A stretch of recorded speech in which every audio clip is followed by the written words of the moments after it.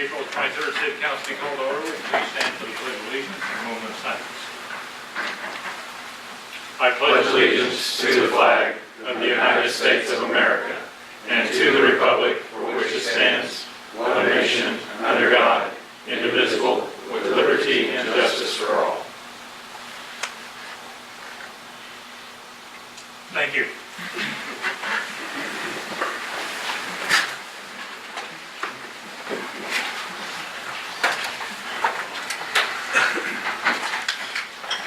First item on the agenda will be approval of the minutes from the April 9th meeting. Make a motion to approve the minutes as presented. Second.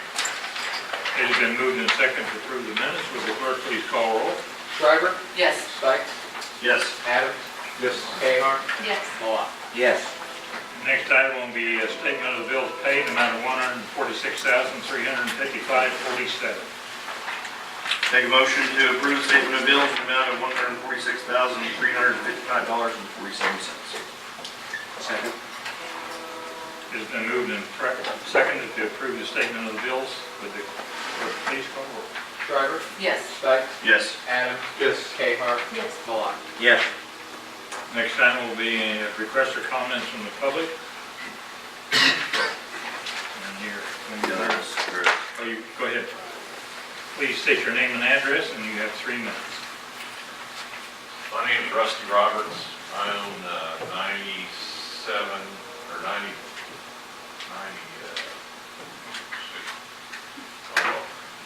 I own the corner of Schwartz and Interstate 435, 9504 Schwartz. And anyway, there's an area of land between my property and Schwartz Road. It's not maintained. And it's owned by the city, the right-of-way for the state of Kansas, KDOT. And I just would like to see it get cleaned up somehow. Whether it's, I don't know, Edwardsville's responsibility or state of Kansas's responsibility, somebody's responsibility. That's it. I'm pretty short and simple. Which corner is that? It would be the northwest corner. And Rusty, if I'm not mistaken, that's the Schwartz entrance into the old Rain Tree development, I think. Kind of that back. At Schwartz or at Schwartz. At Schwartz, right before you go into the bridge. It goes up a hill. Goes up a hill. Goes up, You the used to hill's see it. paved. Big Used to hill. see BPU up there a lot, working on power lines, I'm sure. Well, BPU, they go there and park. Well, they're working. So, what kind of trash? What are we talking? I mean, what is it? I mean, there, right now, there's probably 3 fresh rolls of carpet that just got dumped there. Mattresses dumped there. A lot of beer drinking going on. I mean, the trees haven't been cut. Nothing's been trimmed. The tree roots are growing through the asphalt. So, it just. I think it's private, I think I know the property. It's near where I believe Phyllis Freeman used to Yes, live.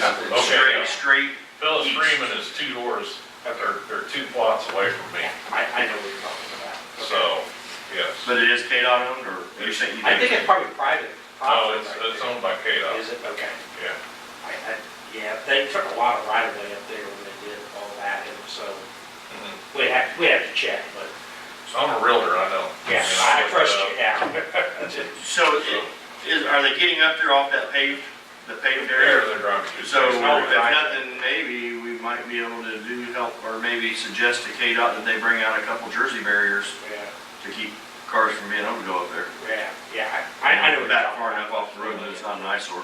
I mean, I'd still like to get access to my own property, Oh, but I wouldn't want to block it off forever. It'd be nice to have. Well, let's go up there. I mean, it sounds like there's all right. illegal dumping and other issues, so we can address that. Way codes and maybe law. And that's my 3 minutes. Thank you. Thank you.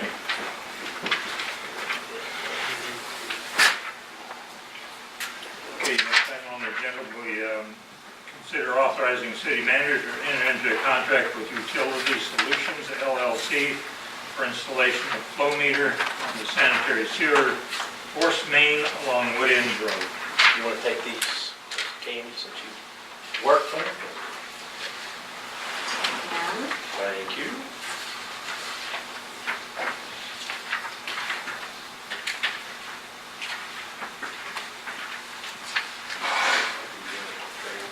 Good evening, council members. The first item that I'd like to discuss is acceptance of the bid for the Utility Solutions for our flow meter project down on Wood End. As you'll see in your packet, excuse me, I brought all kinds of stuff tonight. We had 2 bidders for this project, and Utility Solutions was the low bidder for $40,800. You can also see in your memo that the money is coming out of the wastewater fund, and we recommend that the city council award this project to Utility Solutions. We have done some background checks, received some good references from this company. They recently finished some projects in Bonner Springs. They've used them numerous times, and they would highly recommend them.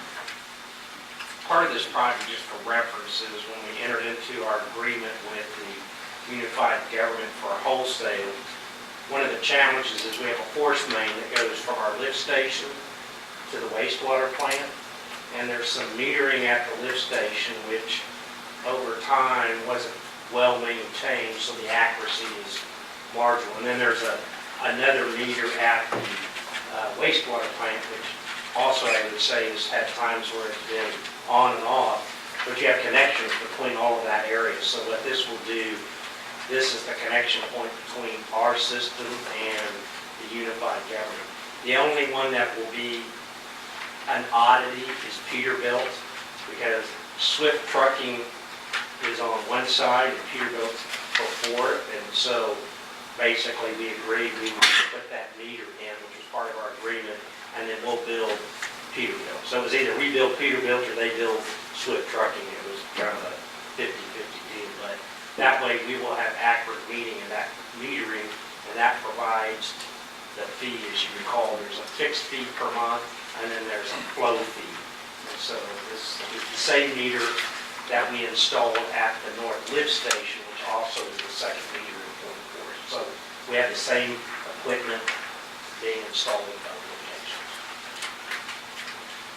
Was it the same exact brand and everything of the meter that was? On the lift station, correct. Yeah. So it'd be the same warranties and all that type of thing between Correct. the two bids? Mr. Mayor, make a motion that we authorize city manager to enter into a contract with Utility Solutions LLC for an amount not to exceed $40,800. Ready? It has been moved and seconded to authorize the city manager to enter into contract with Utility Solutions LLC for installation of a flow meter for the amount not to exceed $40,800. Could the clerk please call the roll? Shriver? Yes. Sykes? Yes. Adams? Yes. Cahar? Yes. Malott? Yes. Next item, to consider recommendation from Parks and Recreation Advisory Board to enter into a contract with Dale Brothers for the Phyllis Freeman Trail Extension Project and to use special sales tax funding for the same.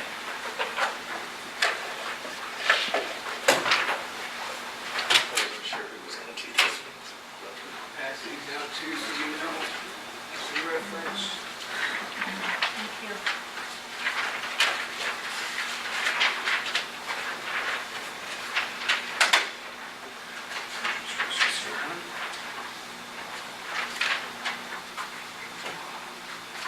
Mr. Mayor, members of council, what's before you tonight is a recommendation from the Parks and Rec Advisory Board.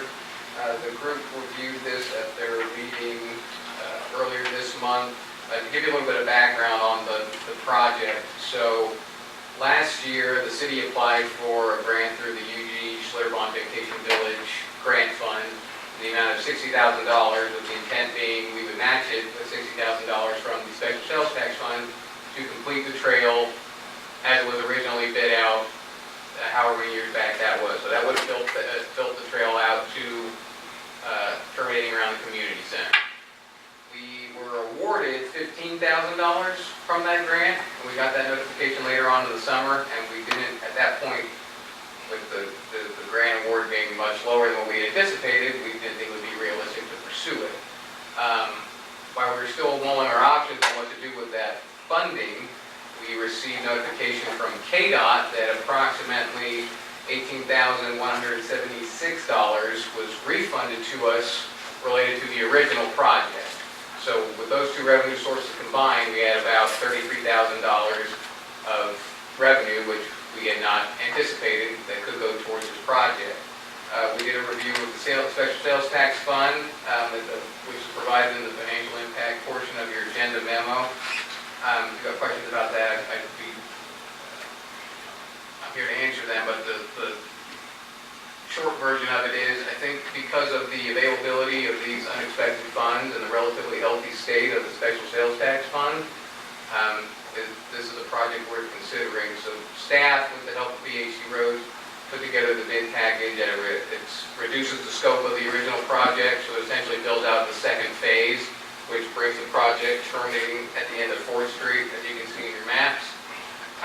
If you've got questions, the low bidder was Dale Brothers at $75,340. We did the Parks and Rec Advisory Board motion recommendation to approve was contingent on Dale Brothers passing standard reference checks and things of that nature. Public Works completed that.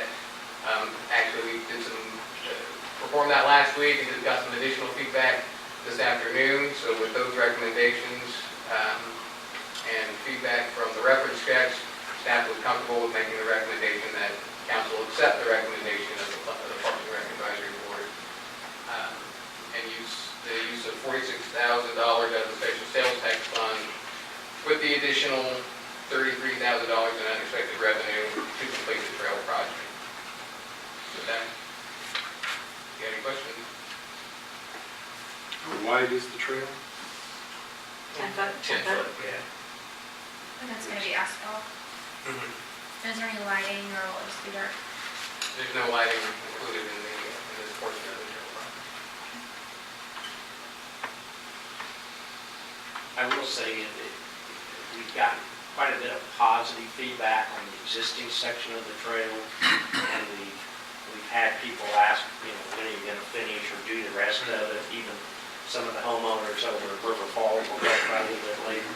So, I think that there's general support for expanding and continuing the trail. Basically, we're really using the same set of plans that we used originally. We had gone out, had KDOT dollars for that project, and we had to cut it into basically 3 sections. And we were able to fund the first section. This basically allows us to do the second section and the third section, which is probably one of the easier sections, but it has some driveway for the mobile home park and around the ball field. So all 3 sections are about the same price, but just trying to keep it in budget, we broke it up into these 3 sections. Also, extending the trail as it's designed opens up some opportunities to do some interesting things with the rest of that riverfront park area. It's a really nice area that we talked about, and expanding the disc golf course or adding, this or that, but this really would lay the groundwork for. Is there any right-of-way or easement issues with that, or No, all that was taken care of in the original project. has it already been marked off and surveyed and marked off? It had, the center line will be marked for the contractor as part of the construction.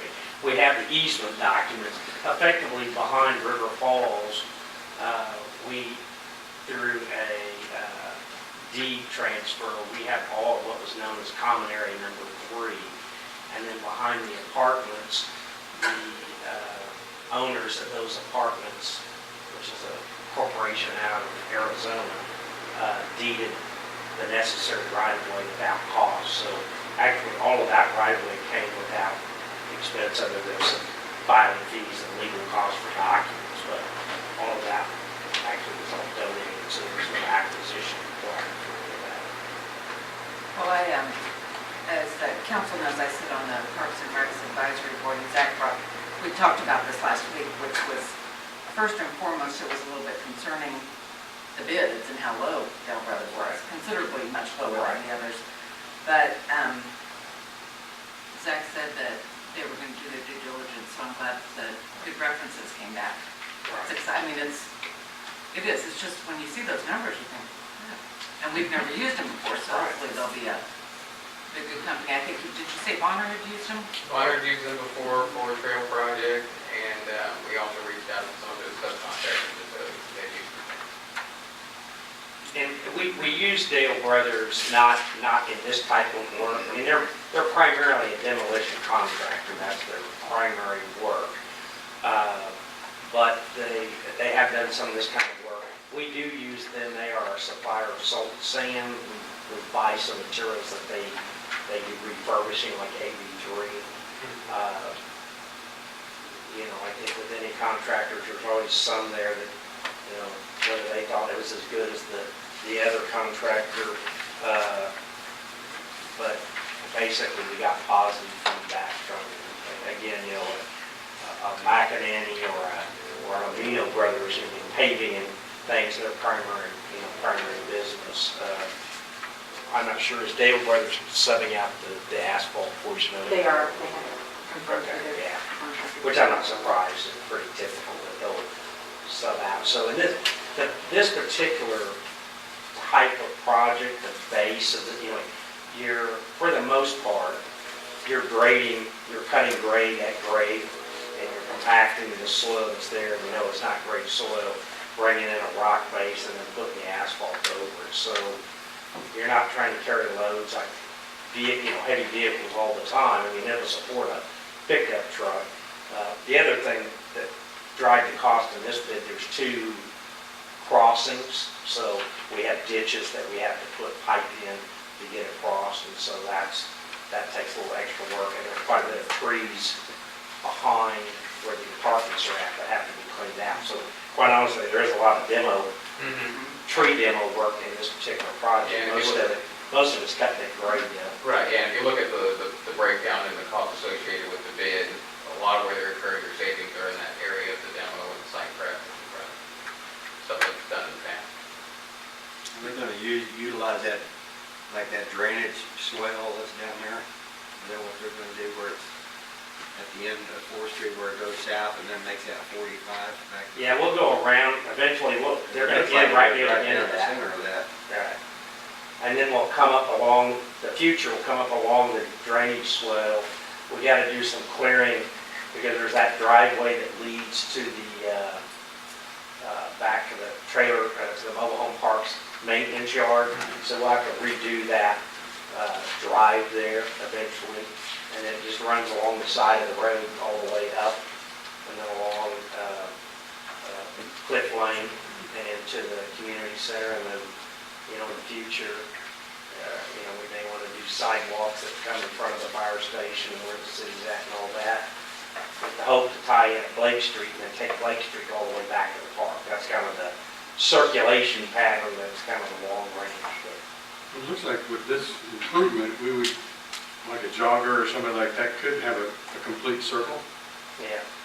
More or less, And I mean, I've walked it from here, gone down, picked the trailer up, gone all the way to the park, make the park back. It's a little over 3 miles. Is that what it is? Yeah.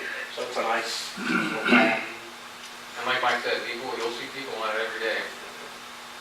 When do they hope to have it completed? I don't know if we've got a timeline yet. It's a 60-day project from the time it's awarded, so we have to get all the paperwork with the bonds and insurance and everything together, so probably by July 1st, hopefully. Prior to the Autumn Fest. Hopefully. That's the time. So basically what we're doing is for approving Dale Brothers in the bid amount of $775,000, we're going to say $341, and to authorize the use of sales tax, special sales tax funds up to $46,000. 2 motions. I think you can make it all in one motion, just In our personnel or our purchasing policy, it says anytime we expend sales tax funds on parks project, that those come before this body to approve. So the Parks Board makes a recommendation and then you all approve the use of those funds. Most of the other times, if it's fire or streets, you're approving, it doesn't have to go to the Parks Board or a separate board, you're just approving it at that time. So that makes sense. What amount was that on the sales tax? 46,000. 46?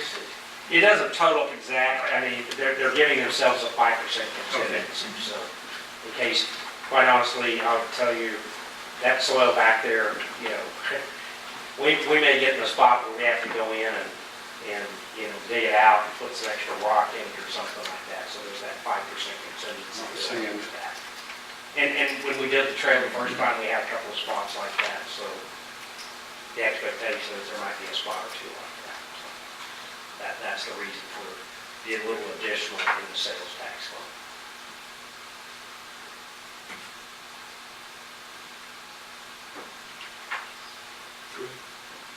Move to approve the recommendation of the Parks and Recreation Advisory Board to enter into a contract with Dale Brothers for the Phyllis J. Freeman Trail Extension Project and to use special sales tax funding up to $46,000.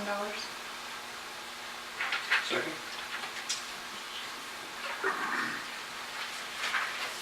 It has been moved and seconded to approve the contract with Dale Brothers with the Phyllis Freeman Trail Extension Project with sales tax funding up to $46,000. Will the clerk please call roll?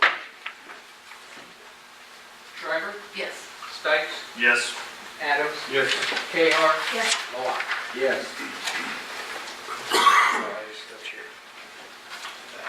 Next item to consider ordinance number 2018-01 relating to the levy of a transient guest tax within the city of Edwardsville. Oh, I just wanted to hear it, so that's okay, because, Well, that's all, I know, but all this, if that's what I'm saying, we only needed that. So that's okay, go ahead and give that to them, that's fine. Give them both. That's a little. Thank you.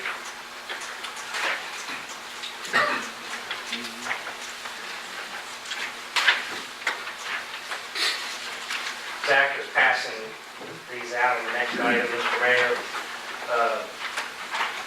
I think you called for this item, so I apologize.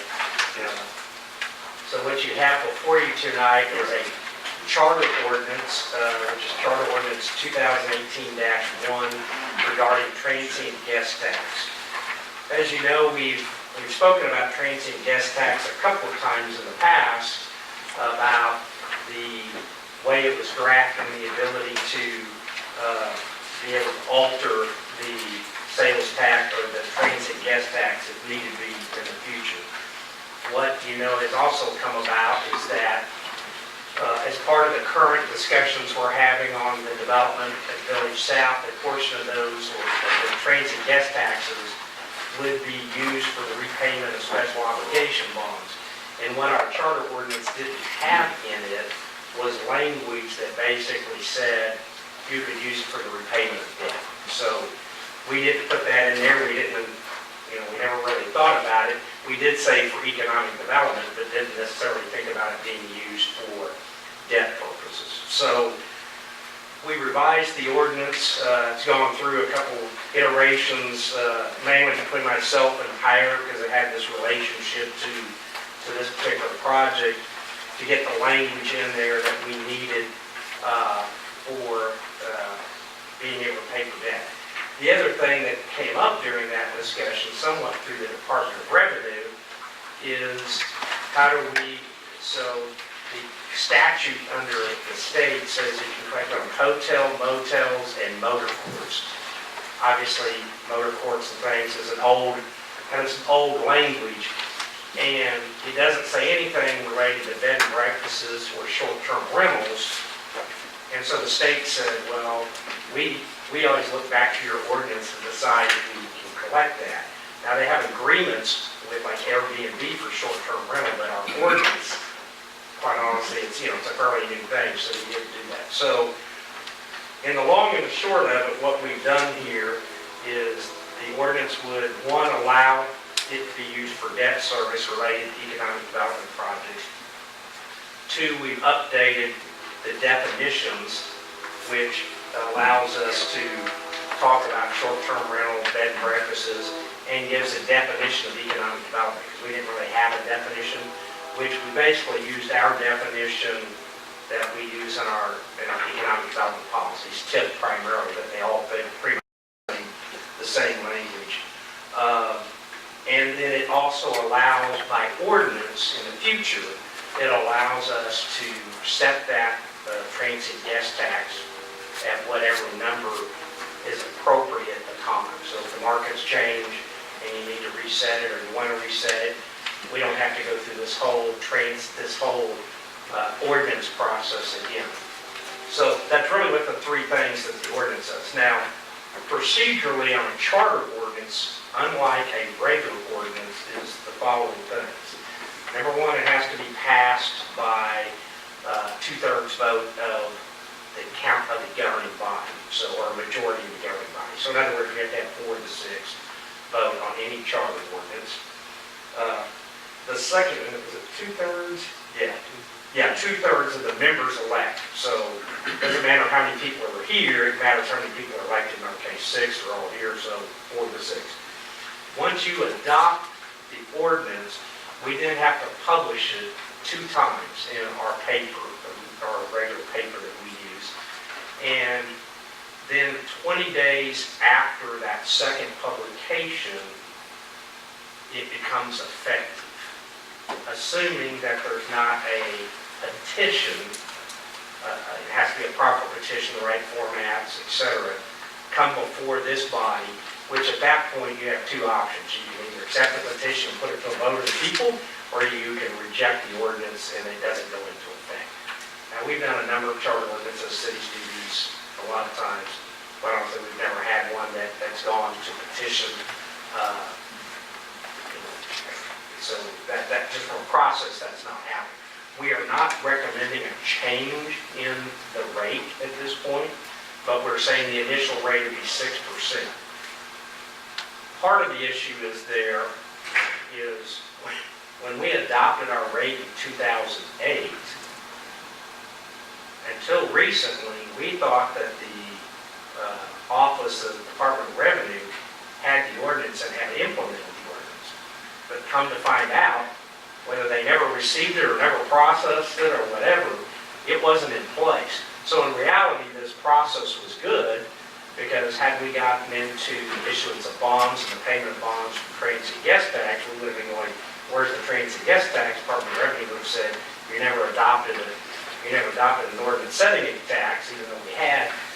Where did it fall down at? It's 10 years ago. I don't know the answer. That tax becomes effective July 1. This ordinance will become effective July 3rd. Any changes to rates occur on the first quarter, 30 days after notice. So we don't want to do anything that impacts our existing ordinance, and it's 6%. And so we'll come back with an ordinance probably in late May, and whatever that is, that'll become effective in October. Whatever we do, if we decide to change it, that would be the earliest we would change our rate. Don't have to, because we're saying in the initial ordinance, we're setting it at 6%. If you want to do it, we'll deal at a later time, because we don't want to conflict and mess up what we already have on book. I know that's rather complicated. You have a red line version, which is a couple of different versions, but effectively we're replacing 1296, which in the Kansas statutes all the definitions. The 1297A is the provision where it's basically you set your rate, you say that you're adopting a transient guest tax rate. Statutory, the state law says it's 2%. So if you go by statute, you can just adopt a simple ordinance and it's 2%. We've already gone through that, passed that. And then the last section on 1298E, again, is really just a definition. There's a definition in 1298E that talks about hotel, motels, and motor courts, and we're just exempting ourselves out of that definition in the next section. So that's what this does overall.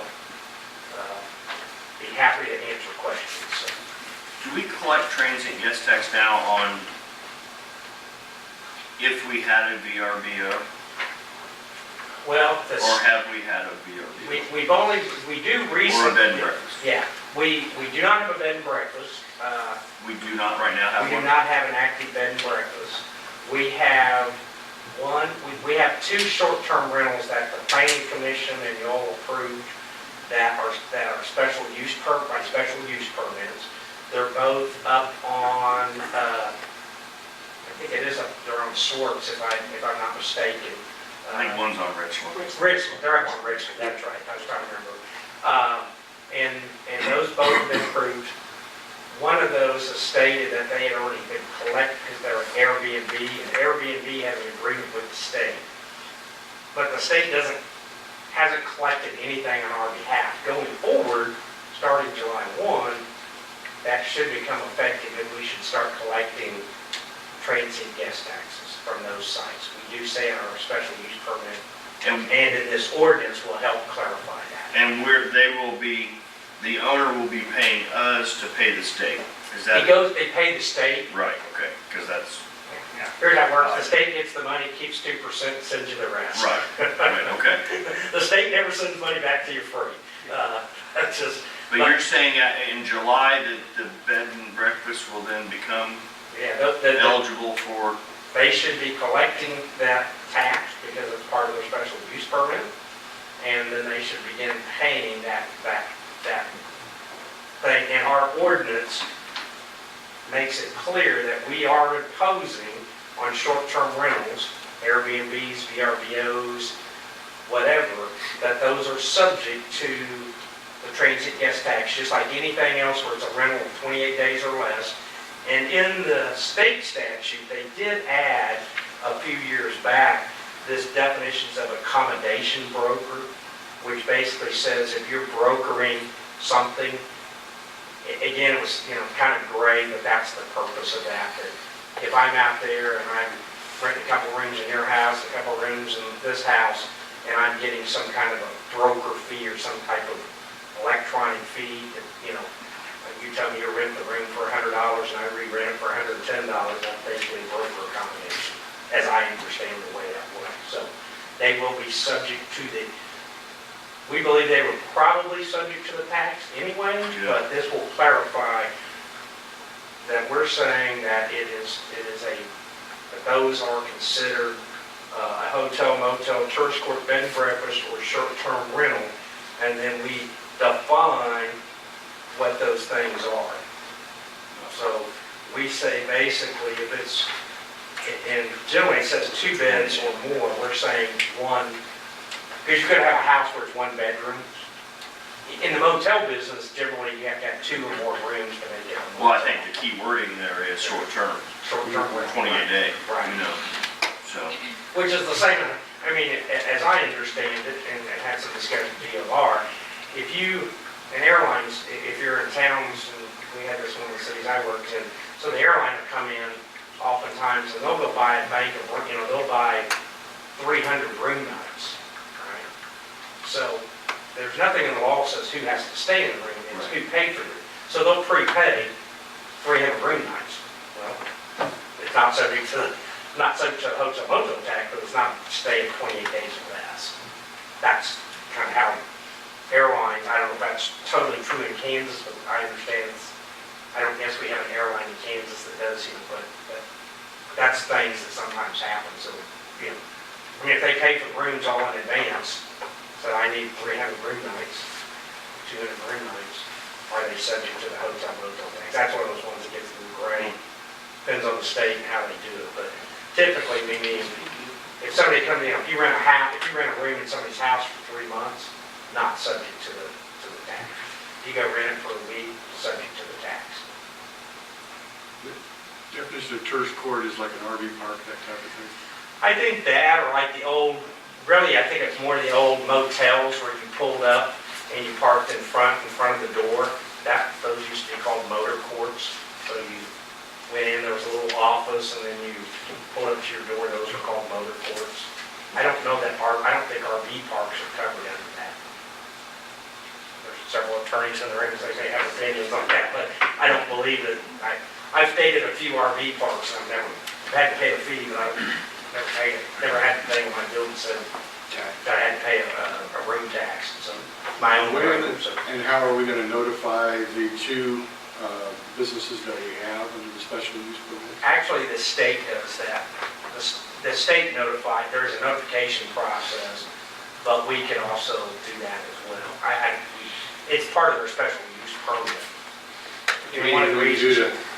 Anything we can do to get in front of it? Right, sure. You could, Anytime there's a change, anybody that's a payer, the state sends it to. But you're right, if they've never paid and you find out about it, the state actually has the legal authority to impose the rules, but most of the time we try to do it locally and get them paid. That's the more likely way.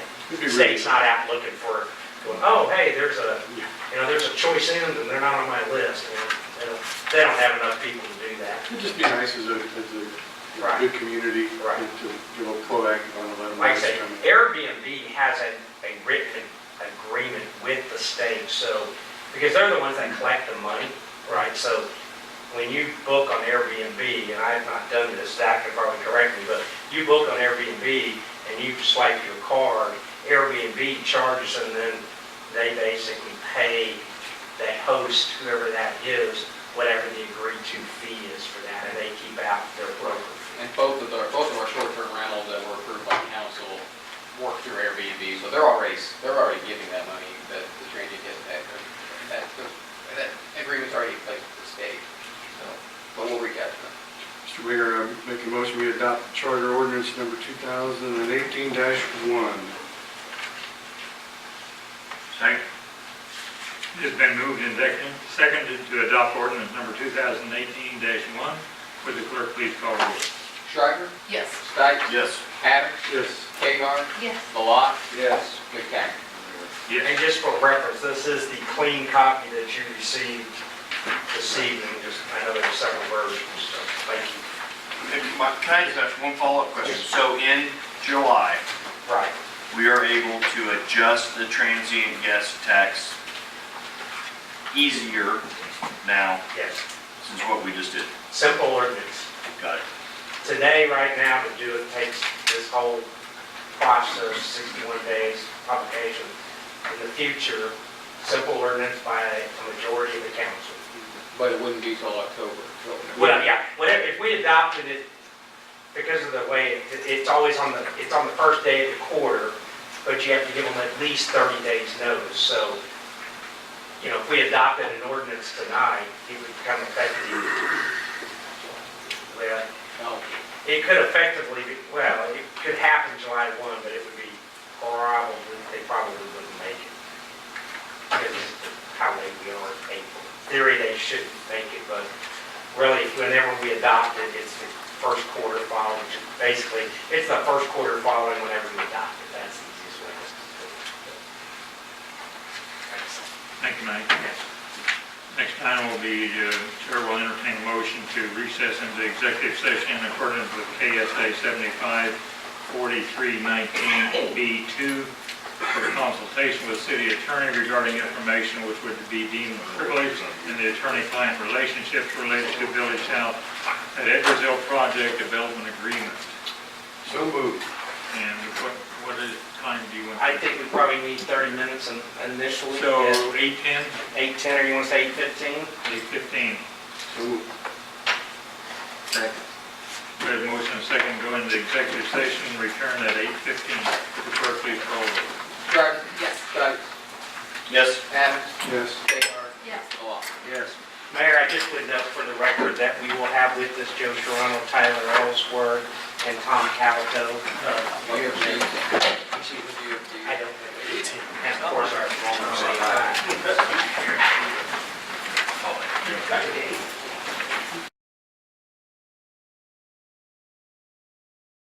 Just moved and second for regular session. Okay, move into regular session.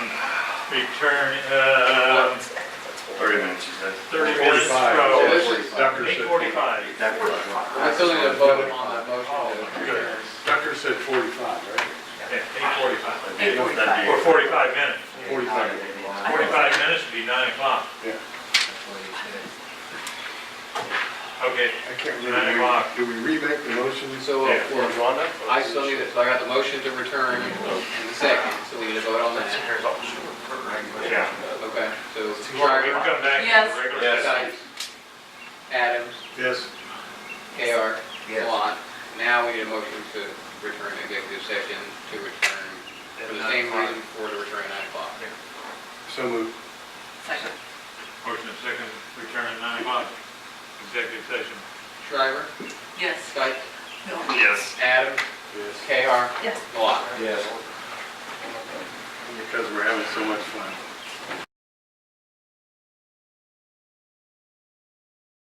Are we good? Yeah. Gentlemen, have a good night. Thank you.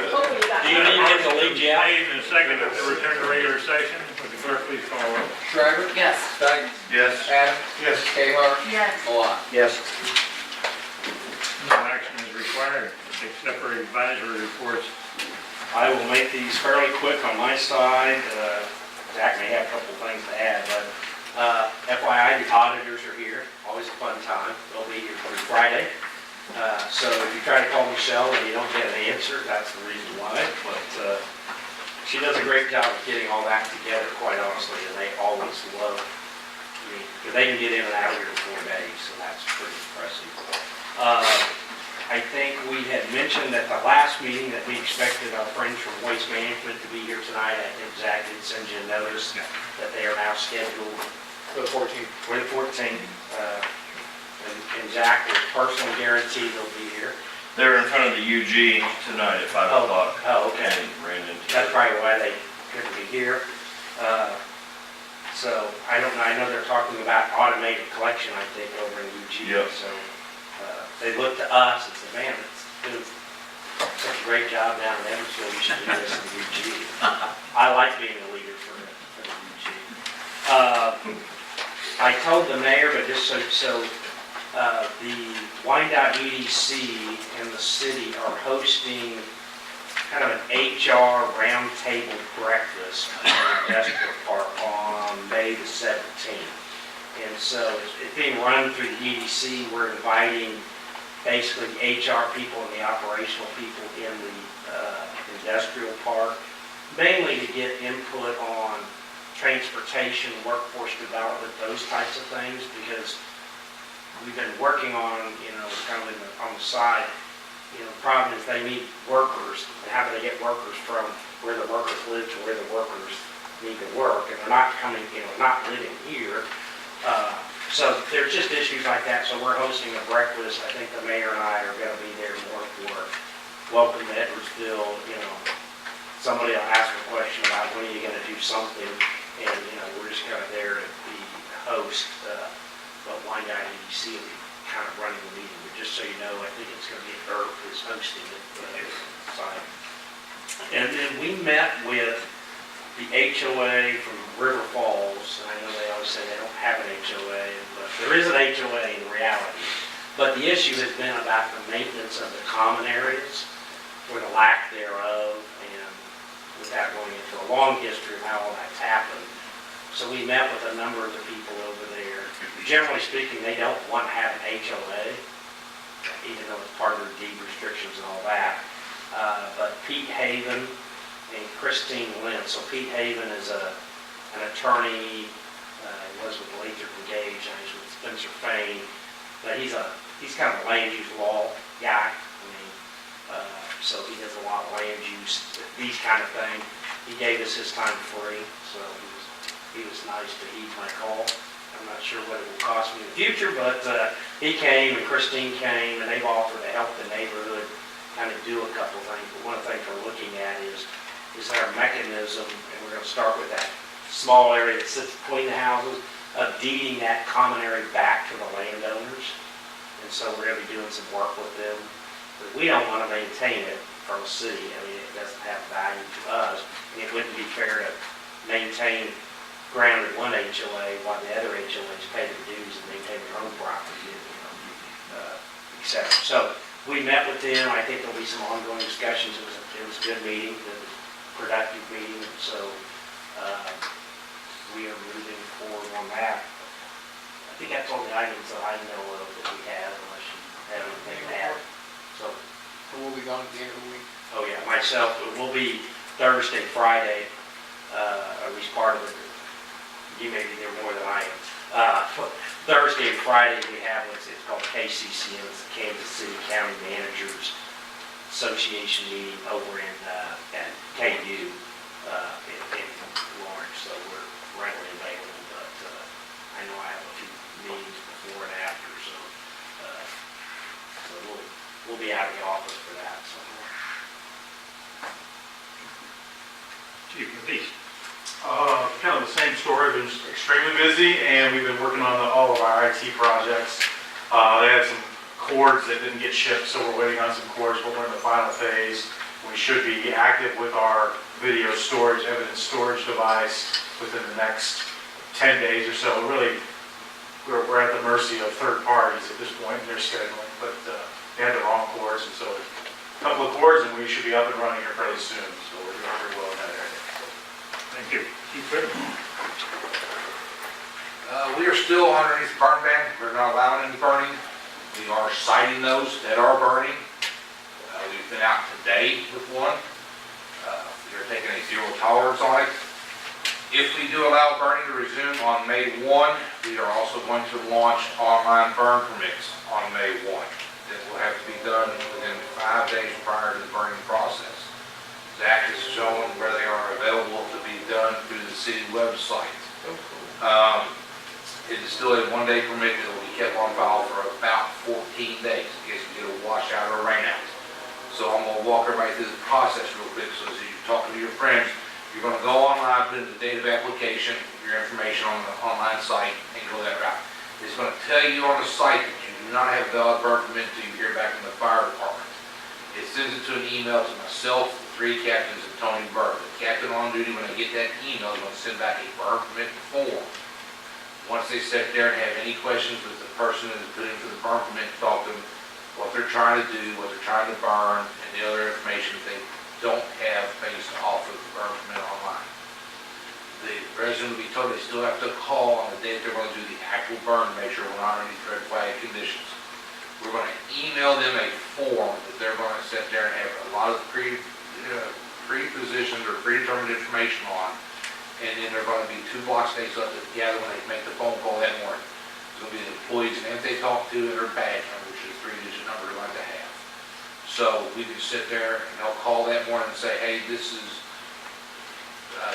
John Smith. I live at 100 Edwardsville Drive. I emailed a burn permit. You sent it back to me. It's the day I want to do it. If we're still doing the burn permits today, the employee's going to say, yes, it is. My name is John Snuffy. My badge number is 604. They're going to take that on the burn permit, and it's going to be long for that day. The burn permit's still to be valid. Like all other day-long burn permits, we're still going to hold it for about 14 days. They can call back in and reissue the burn permit again if they need to after that. However, this is where we're at with the online burn permits. If they don't do it online, they can still come down and see us for an actual burn permit in the station. But we still have to have some means of checks and balances to control if we have red flag ones or not. So even though it's linked through on the city website, they're going to go to the fire department page. There's a special block at the top that just says burn permit.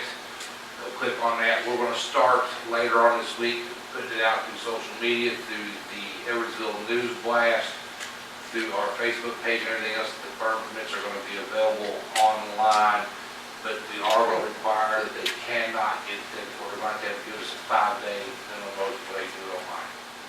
We're going to track how many we have that submit online burn permits compared to normal burn permits to see where our difference in numbers are. Why the 5 days? Because if we sit there and get busy with an item, that we may not sit there and get an immediate kickback. We got your burn permit process today that you can do it tomorrow. The other thing is if they're sitting there putting in, they got a 10-by-10 brush pile,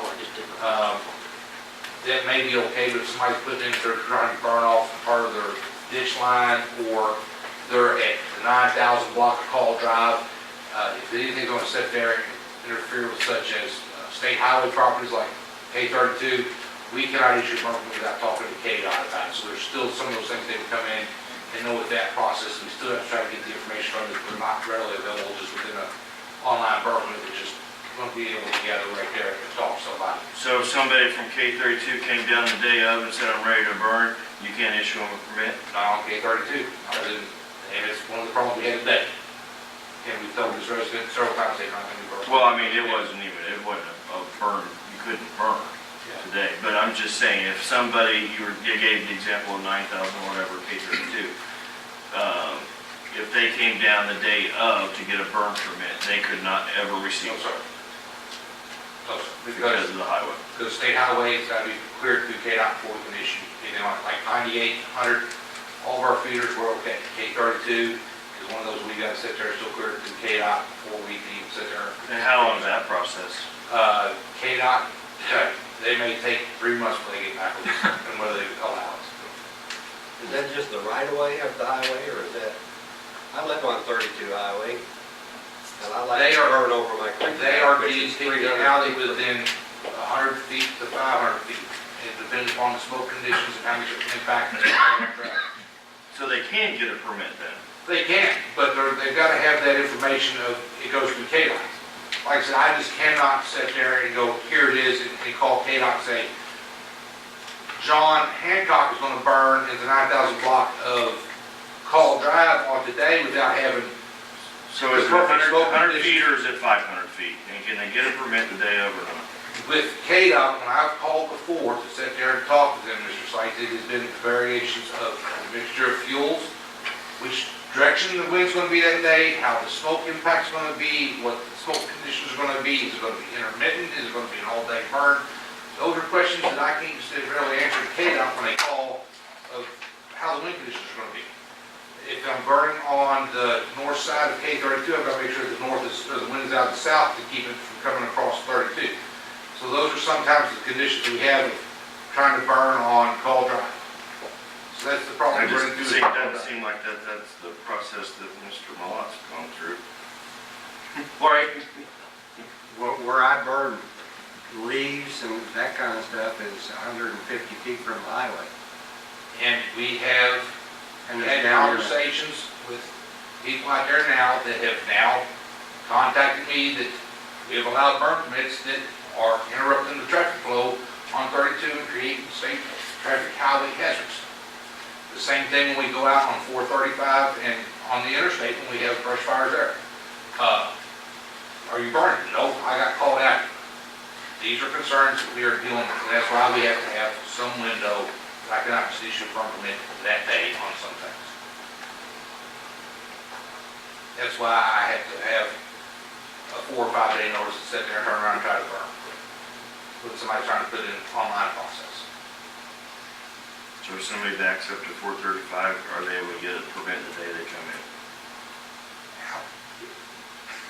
I mean, you can now. Most of the times, when people are back at 435, they're not burning in the 435 right of way. No, I'm not talking about anybody burning in their right of way. They're on their own property. Most of the times, as long as they're not on the 435 right of way fence line, we've not had problems with KDOT at this point in time. So is this it sounds like we need to, so this I is a agree. KDOT? I totally agree. All right, let us look at. It can't be maybe sometime. Right. Don't know, well, Well, it might be. yeah. We'll talk, I mean, I think I think what we wanted to try to, there was this request, it's been a long time, request around getting burnt, making the process a little easier than just coming down to the fire station, using technology as a mechanism to have. I don't have a problem with that at all. Right, and I can't understand, so burn let us, a tree yeah. that's fell down in my Right. backyard, then I'm gonna have a problem with it. right, Right. so let us, let us have some discussions and we'll move forward from there. I mean, if there's KDOT issue, then we can. Yeah, because Joe Blow They've got a up in new, the they've middle got a of new engineer. Riverview can burn, but I can't. Yeah, I That's not understand gonna what you're work. saying. I understand. We'll do some more follow-up. Riverview Again, might be bad. the application was one of them. Oh, no, I border 435 and I-70, so. And I can't light a barbecue grill without the fire department showing up. Not KCK or because everybody, no, get called, your place is on fire. No, I just lit my barbecue grill. No, actually, I mean, I like But the most people- online application, I like that. Most people don't have a barbecue grill that can cook, 1,000 hamburgers. No, I've seen one down in City Park before. Yeah. All right, public works, public works. I flipped hamburgers on. All right, I have a handful of things to talk about this evening. First of all, Public Works is very, very busy doing special projects and doing routine maintenance activities. A few of the little quick ones. Tomorrow will be fully staffed, and so we're going to start patching potholes after the long, long winter that we've had. So just in case anyone's wondering, tomorrow's going to be that day. A couple weeks ago, we got out our new tractor and we did some right-of-way mowing along Riverview. That's going to be something we're going to be getting into as soon as our other special projects are completed. There was a question a few weeks ago about the 9948 Kansas Avenue property under there, the Bucks. Last week, staff spent 4 days redoing that whole hillside for them. So we're hoping for the best. We've run 8 cubic yards of soil and fill those ruts and get it down to seed and extensive straw matted that entire hillside. So Appreciate it, looks really good. so we're hoping for the best. We could use some rain to get that established. Another question a few weeks ago was 102nd and Richland project, the McNanny, about the surface course. We have been in discussions with them, myself, Mike, and our city engineer. McNanny is proposing maybe a different type of mix for the surface course. Don't know that we're really in agreement at this time, but those discussions are taking place. Hopefully that'll be done within the next couple months for paving other projects, so that is in the works. And last but not least, code issues. I really expected 2 different individuals to be here tonight regarding codes. One is really not thinking we're doing enough, and actually the other one is thinking we're doing way too much. So opposite ends of the spectrum, I thought that would actually been interesting to hear both. But I just kind of want to give you a recap. Our new community service officer, she's been here 3 months. And so for instance, last year, in 2017, we worked 164 code cases. 7 months of that, we did not have a community service officer on staff. So we did 164 last year, and we only had someone here for 5 months, 2 different staff members. This year to date, we've worked 109 cases so far. We've gained compliance on 49 of those, and we've sent out 175 letters. So we're trying to be very proactive when it comes to codes. Certainly every day is a every day when it comes to code violations of people parking in areas that they shouldn't and things of that nature. But we're doing some really good community outreach with Zach. He's putting things out on the Hot Shot, and he's putting things on our Facebook and things of that nature. We're getting ready to print some little door hangers so we can be more proactive and target certain areas. But we're doing what we can, and certainly we take requests when citizens call in with specific addresses. We are certainly there to go and review all those requests. So just like a little. Thank you, Ken. One thing I'd say on codes, because it is always one of those tough areas, but our goal is voluntary compliance. That is our #1 mechanism. So I know sometimes these things, sometimes we meet with people and it happens immediately. Sometimes you get people, you go talk to, hey, don't worry, I'm going to take care of it, and then they don't take care of it, and then you start down the process, and you have some people that, you do all those steps, and you still end up at the court, and of course then you're in the court cycles and things like that. So I know it's frustrating, and you get some people, it's like, well, why are you picking on me, or picking on anybody else, and, et cetera, and sometimes I think you need to be stronger. I think that's kind of these kind of situations. But it is in all my years' experience, code enforcement is one of those areas where I'm not sure there's ever a happy place with that. But ultimately, we prefer they not go to court. We prefer voluntary compliance. That's our #1 thing. And sometimes that means we work with somebody and give them a little extra time, or the situation is such, or it's been a cold winter and it's a little harder to get out there. I know my personal grass, I finally got to mow it on a nice day, and that's a good thing I didn't get a ruler out, because I think I may have been over the limit. But so it is a tough spot move. Claudia's really doing a good job and trying to be visible out there, active out there. So, and our cleanup days, that's one of the things, we're trying to use that as one of those mechanisms to give people an opportunity. So I just want to say thanks to Tammy. Tammy filled, as you know, a lot of those months in there for us, and we can go enforcement people on top of several projects. Remind us on the date on the big trash day. May 19th.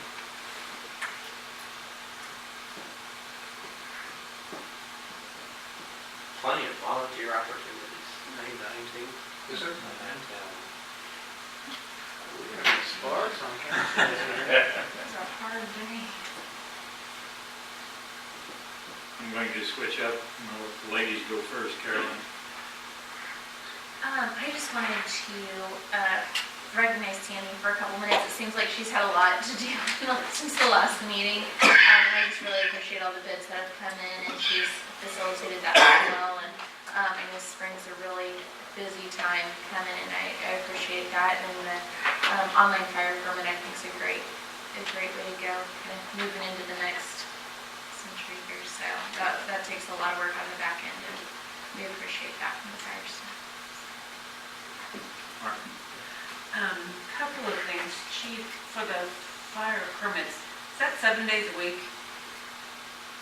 Is it availability? Availability, either walk-in or online? Yes, ma'am. Is it? Okay. Yes, ma'am. Okay. As long One as of my we're not neighbors a already- few months ago said, they can't go up and get one just during the weekdays, and I thought, I didn't want to answer that, and I'm glad it was brought up, because I thought, you know, down to the fire. No, it's most of the time, unless it's the guys are not in the station because they're on call. Yes, They'll I- tell them I that, thought you it know, was there's 7 no red days a flag. week. Yes. granting By somebody's there. ordinance, it's. Is that gonna be on the Sure. website too, maybe a little I can blurb, update. what, you know? Good Okay, point. perfect. And Tammy, thank you for all your hard work. I know this has been quite a process. What is the process when you said, you threw out some numbers, 100 and so many, and then 49 compliant. Is there any follow-up after that compliant date? 30, 60, 90 days, hey, a drive-by, hey, is there anything, And the city's so small that our code enforcement officers everywhere, you know, we do have a list of like 5 that are right now of violators that, repeaters? you know, kind of repeat offenders, and we watch those every month. That's actually how the pallet address got back into court before it was brought to our attention, because they were on the monthly review, and so we sent it back to court because they were out of compliance. May I ask, could we, and I know, we're trying to be a city and help everybody, and we don't want to go to court, but when something happens, we're given these chances, and we're helping, saying, hey, we've got a dump day, and then it's cleaned up for a minute, and then another violation. Can we have it, does we just go through here's your first warning, can we ramp it up a little bit? I know there's probably situations, maybe it's an elderly couple, but I know there's probably other situations where they can probably help what they're doing, but they get lazy and let it go again. Some of that I think Citizens happens. deserve better than this. Yeah, I They think do. some of it happens so in the court, so the ones that get to court like that are more the repeat offenders. The one that you're talking about, the one that's all in our mind. I'm not talking about anybody. Well, the one that comes to my mind is the repeat offender, and they come back to court, one with the pallet, 226 maybe South 7th, and they didn't show up for their last 2 court dates, so now it's going to court again, May 3rd, and they're going to have a warrant out for the person. So I mean, but that's all administered through the prosecutor and the judge, not by Public Works and codes. Once it gets to the court, it's its own process that it follows the court system, not necessarily through the codes. And everything sits there messed up. And it all goes through the judge. Well, they often put conditions on it, so that. That's what I was gonna say, oftentimes the prosecutor, you know, maybe we've had some of those where they'll say, okay, we're gonna find you guilty, and we're gonna put you on probation, and we're finding you, your fine's $1,000, but you'll pay 100, and if you don't comply or don't maintain the property, then the judge or the prosecutor will say they haven't met the terms of the probation, and your judge can then assess them that full fine and potentially other fine. I don't know that we've had any get to that point yet, but I may be wrong. have some of those that are on I ongoing, know it's a long yeah, process, they're on ongoing but reviews. shame on the repeaters. Yeah, absolutely. We're using all the resources. And that's what A happens. lot of resources. And the neighbors that have to live there and look at it, and sometimes the comments, oh, they're worried, they're cleaning up the north end, but down here, they don't care. It's just, we all hear it, but I feel for everybody, and I applaud everybody's efforts, but it's a frustrating process. I think the other thing that happens, and where sometimes we get a complaint, well, this is, it's a complaint, but they may not be violating the code, right? So, I have a rickety car, but it runs and it has tags on it, and it meets all that, but it looks horrible, and it's parked out there, and you get a complaint, well, they got this old beat up car, yeah, it looks really bad, et cetera, and so forth, but it may not be a violation. So not every call it may create a case, because if somebody calls us that there's a we think there's a violation, we're gonna go, but it may not, but that case may get closed because it's not an actual violation of our rules. That happens too. So then the person says, well, why haven't you done anything? We did. It's not a violation, or it should be a violation. And I don't have a specific, again, I'm taking that over many years, different places that also happens. I live with a few in our neighborhood, but Right. I have not bothered anybody. Right. We have enough to deal with. Feel free. No. That's over here. So, No. I mean, It's livable Yeah. for now. Thank you. You're not a lady, but you're next. Thanks for that, well, I guess. I'm kind of, the fire thing kind of snuck up on me, and I'm not understanding exactly what the 32 highway, I understand smoke can cause traffic issue. A right-of-way could catch on fire, but can we get a little bit more clear about distances off the right-of-way? To make, we got, how many miles of 32 highway do we have? several. And how many residents live on that could be affected by this? And the reason I say this, not so much personally, but I've had several trees that have fallen due to weather or undermining on a creek or something, and financially, I need to just burn it Right. instead of having monetary, disadvantage of having to have it hauled off. And I think that there should be something set up to where our fire department could inspect the area and say, yeah, we can issue permits for this area, Right. but we can't for this area, and it's directly attributed to where the right-of-way is of the highway and what the effects of the wind could do on it.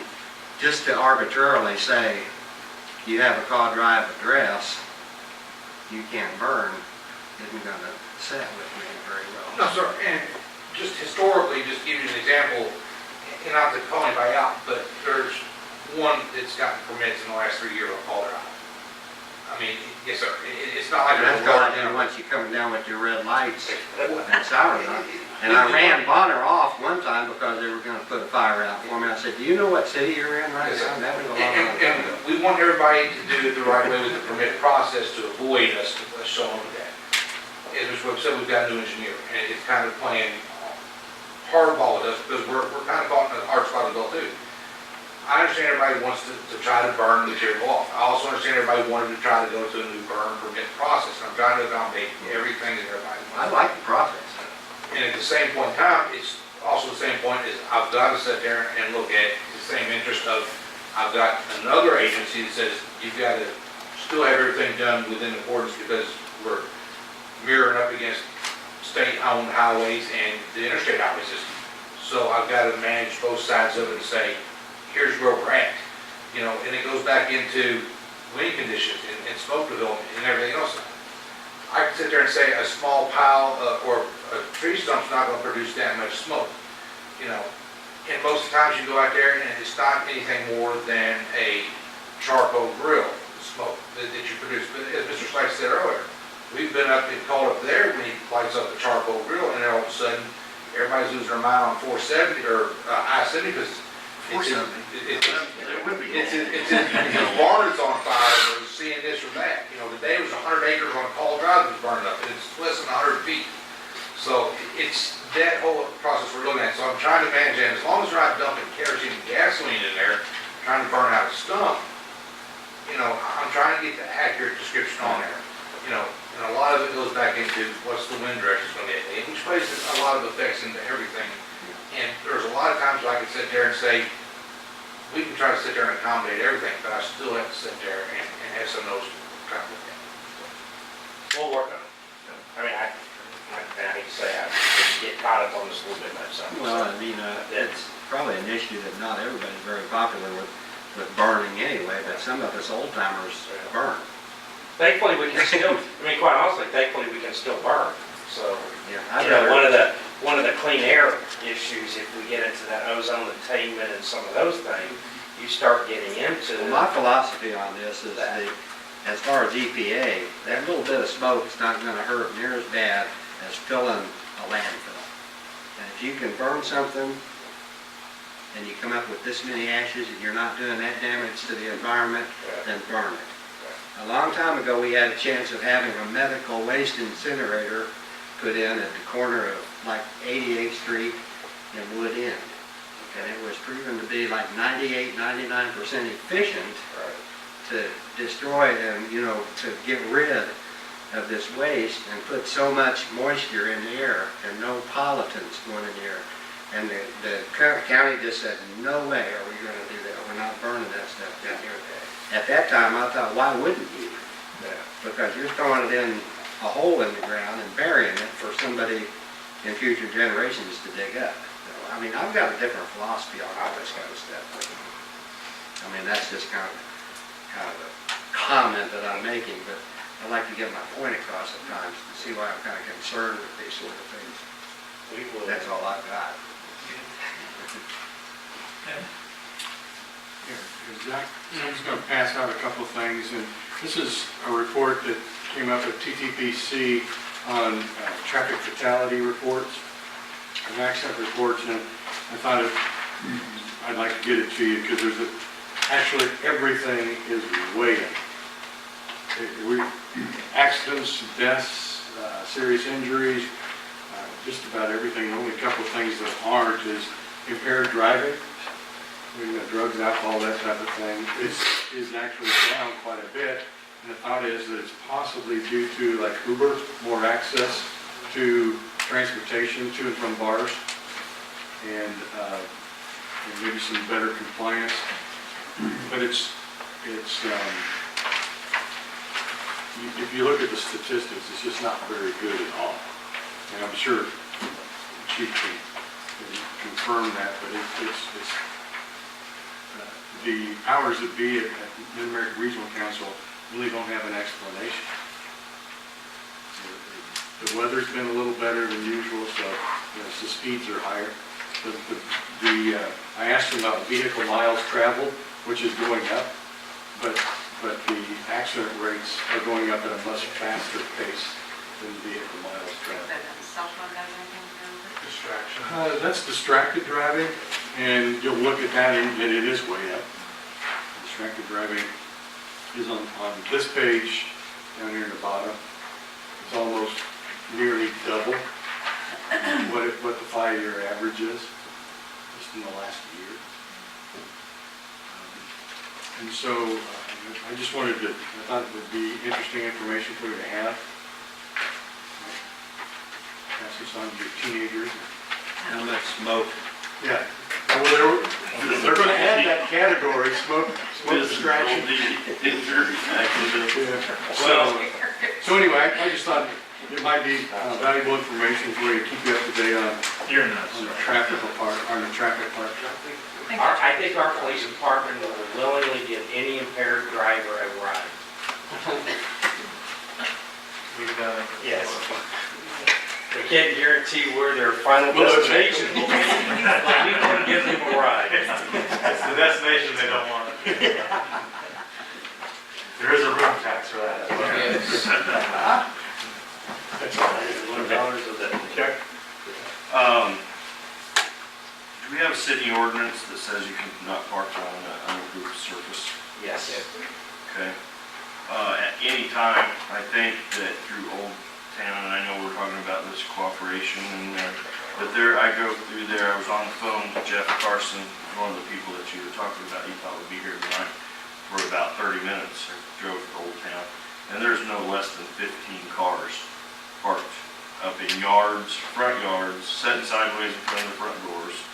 So I think that we could probably go address some of those at any given night when those people are home. Yeah. During the daytime, I think that we maybe don't see a lot of those because they're at work.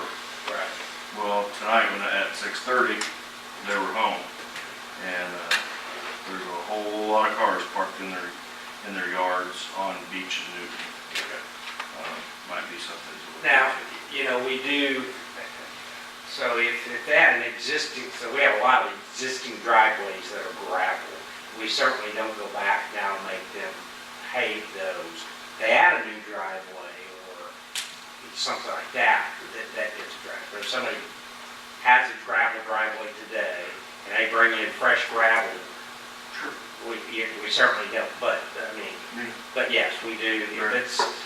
If it's not there, and if there's parking in the grass on approved service, then that's. Well, I don't think a couple of those duplexes, I don't think had circle drives, but Probably not. when they were Yeah. sitting there 3 feet from the front And door. some of those, we have, we have, you know, obviously there's different property owners down there. We've had one property owner I know that's done quite a bit to, you know, replace the driveways and widen them and try to move them from single car, you know, I mean, they're still a single car garage, but they made improvements. And then we've got others that probably aren't gonna spend the $50. Just a suggestion that, you know, at the hours of that Yeah. they might be seen, might be, you know, might look at them at a little bit different time frame, might be able to address those. The mowing up on Riverview, I like to see that. Hopefully they're getting used to how that new tractor operates. There's a lot to that thing, articulating on, that's for sure. And then also, do we have anything like a 10-day notice form for vehicles that are parked in people's backyards or, so the unimproved surface deal you might be able to address, go write a ticket. But, and the reason that I'm saying this is it was a form that I was used to at the police department that was called a 10-day notice, and you can walk up to any boat, truck, car, whatever, if it's not in compliance, it's not tagged, it's not, pulled the deal off, you stuck it on the window, and they had 10 days to comply. If they didn't comply in 10 days, you towed it. Michael, we actually are working on that with police chief. She's having more printed. We're gonna get more printed. And that way, and so that So way. we do have, that we. Yes, we do have that Okay. ordinance, and so the reality is, so that we'll have that, and then the police will actually know which cases we are working in codes and vice versa. Maybe if they tag it, you know, we'll know which ones are working, that way it'll be a visual for us and for them. So we're working on that, getting those printed. Great, thanks. Mayor, might I come out of order here? Are you done? Yes, sir. Oh, I don't know, I just said this, killing me after, but I live in inner city in Kansas. Kansas, and our code compliance is so bad, it just makes my wife and I sick every day when we drive out our neighborhood. It's so bad that I thought about getting an ad in the Star that says, if you want to park your car by your front porch, move to Kansas City, Kansas. And I don't want to spend that money, but I make complaints continually about it, and very seldom does anything get done. You as a council and city administrator do have the right to tell the prosecutor, we don't want continuances. First time this comes in, you already know that this person's been warned. Either make them, they don't have to plead guilty, so then set a trial and deal with it.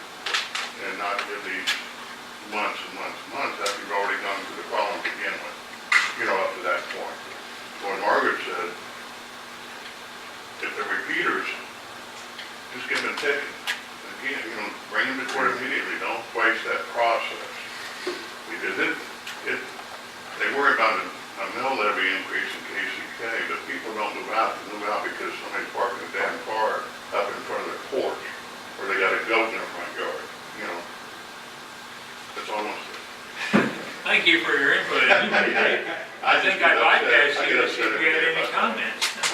I said, I think I'd like that. I was gonna say if you would. I don't think I didn't want I think we're gonna appoint him as the code, Enforcer? judge.